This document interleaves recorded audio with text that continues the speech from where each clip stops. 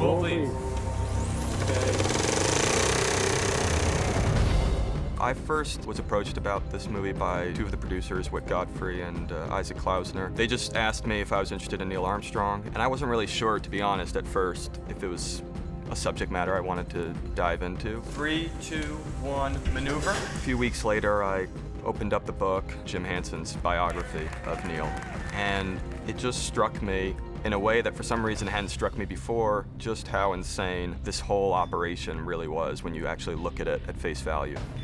I just became fascinated by where did the willpower to will that into existence come from, and how did it actually become a reality. So I started diving in. I brought on Josh Singer to write the script. I really was quite taken with all the things I hadn't known about Neil.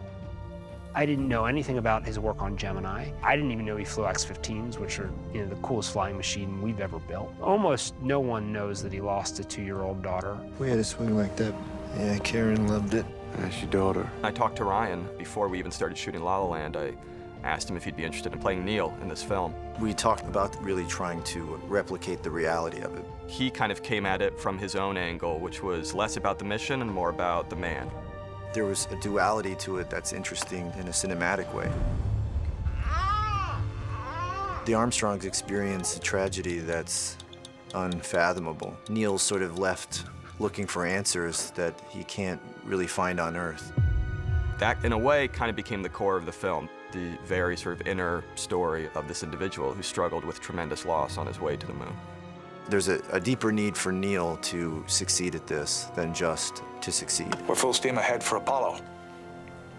You good with that? Yes, sir. It's about him as a human being and what it means to make such extraordinary strides for humankind. And it's worthwhile looking at the person who was at the center of that. Done. Very nice.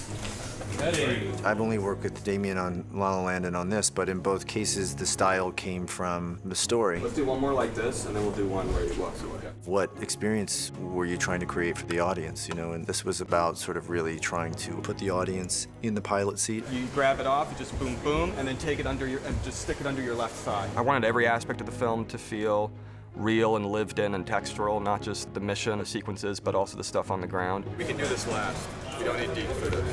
A lot of this is shot in real time. Damien wants to shoot it in that way because it means that you're with the characters. Let's go to the next one. And action. You could look at Neil's life and feel like everything was preparing him for this moment. Somehow he was able to balance what he and his family were going through emotionally and still get the job done. The movie really had to be about the moon and the kitchen. In other words, the two extremes, the cosmic, grand expanse on the one end, but then on the other end, this day-to-day existence that not just Neil and his family, but all the astronauts and their families lived. Buzz, yeah, that's great.